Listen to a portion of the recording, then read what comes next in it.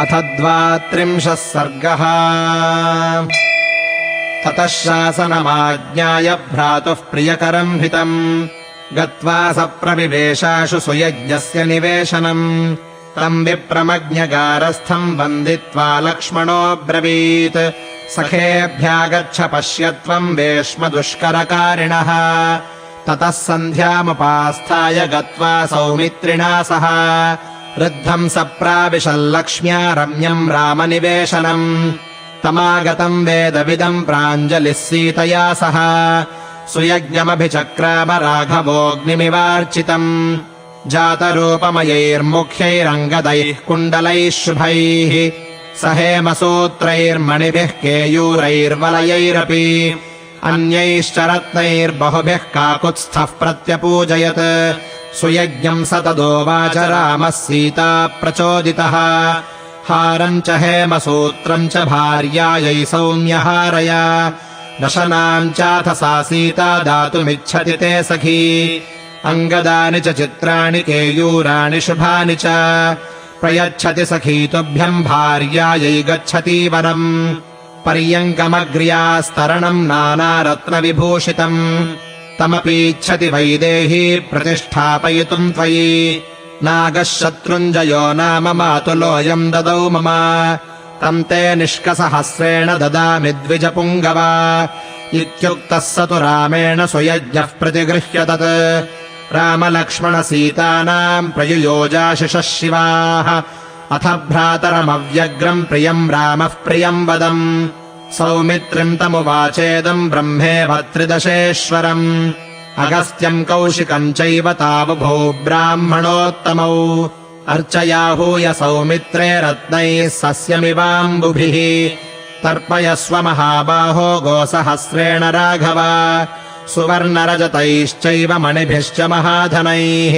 कौसल्याम् च य आशीर्भिर्भक्तः पर्युपतिष्ठति आचार्यस्तैत्तिरीयाणामभिरूपश्च वेदवित् तस्य यानम् च दासीश्च सौमित्रे सम्प्रदापय कौशेयानि च वस्त्राणि यावत् तुष्यति सद्विजः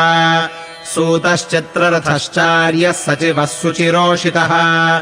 तोषयैनम् महार्हैश्च रत्नैर्वस्त्रैर्धनैस्तथा पशुकाभिश्च सर्वाभिर्गवाम् 10 च ये चैमे कठकालापा बहवो दण्डमाणवाः नित्यस्वाध्यायशीलत्वान्नान्यत् कुर्वन्ति किञ्चन अलसास्वादुकामाश्च महताम् चापि सम्मताः तेषामशीतयानानि रत्नपूर्णानि दापय शालिवाहसहस्रम् च द्वेषते भद्रकांस्तथा व्यञ्जनार्थम् च सौमित्रे गोसहस्रमुपाकुरु मेखलीनाम् महासङ्घः कौसल्याम् समुपस्थितः तेषाम् सहस्रम् सौमित्रे प्रत्येकम् सम्प्रदापय अम्बा यथा नो नन्देच्च कौसल्या मम दक्षिणा तथा द्विजातीम् स्तान् सर्वान् लक्ष्मणार्चय सर्वशः ततः पुरुषशार्दूलस्तद्धनम् लक्ष्मणः स्वयम् यथोक्तम् ब्राह्मणेन्द्राणामददाद्धनदो यथा अथाब्रवीद्बाष्पगलांस्तिष्ठतश्चोपजीविनः सप्रदाय बहुद्रव्यमेकैकस्योपजीवनम् लक्ष्मणस्य च यद्वेश्म गृहम् च यदिदम् मम अशून्यम् कार्यमेकैकम् यावदागमनम् मम इत्युक्त्वा दुःखितम् सर्वम् जनम् तमुपजीविनम् उवाचेदम् धनाध्यक्षम् धनमानीयताम् मम ततोऽस्य धनमाजह्नुः सर्व एवोपजीविनः स राशिः सुमहांस्तत्र दर्शनीयो ह्यदृश्यत ततः स पुरुषव्याघ्रस्तद्धनम् सह लक्ष्मणः द्विजेभ्यो बालवृद्धेभ्यः कृपणेभ्यो ह्यदापयत् तत्रासीत् पिङ्गलो गार्ग्यस्त्रिदशो नाम वै द्विजः क्षतवृत्तिर्वने नित्यम् फालकुद्दाललाङ्गली तम् वृद्धम् तरुणी भार्या बालानादाय दारकान्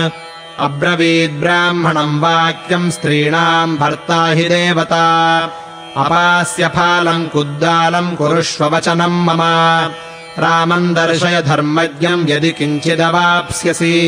स भार्याया वचः श्रुत्वा शाटीमाच्छाद्य दुश्छदा सप्रातिष्ठत पन्थानम् यत्र रामनिवेशनम्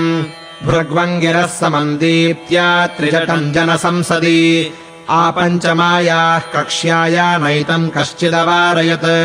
स राममासाद्य तथा त्रिजटो वाक्यमब्रवीत् निर्धनो बहुपुत्रोऽस्मि राजपुत्रमहाबला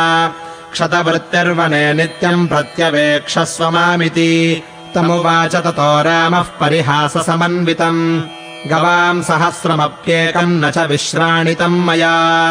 परिक्षिपसि दण्डेन यावत्तावदवाप्स्यसे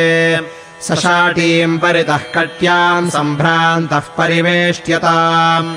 आविध्यदण्डम् चिक्षेप सर्वप्राणेन वेगतः सतीर्त्वा सरयूपारम् दण्डस्तस्य कराच्युतः गोव्रजे बहुसाहस्रे पपातो क्षणसन्निधौ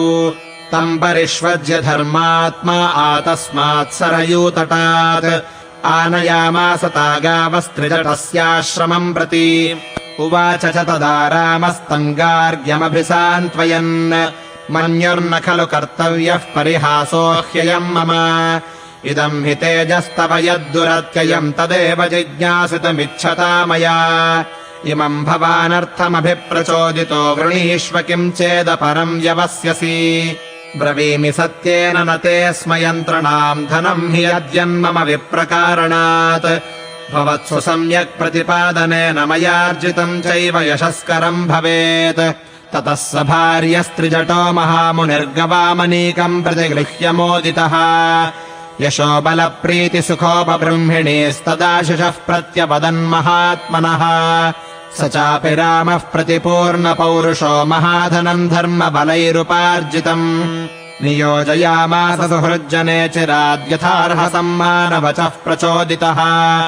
द्विजः सुहृद्भृत्य जनोऽथवा तदा दरिद्रभिक्षाचरणश्च यो भवेत् न तत्र कश्चिन्न बभूव तर्पितो यथार्हसम्माननदानसम्भ्रमैः इत्यार्षे श्रीमद् रामायणे वाल्मीकीये आदिकाव्ये अयोध्याकाण्डे 32 सर्गः।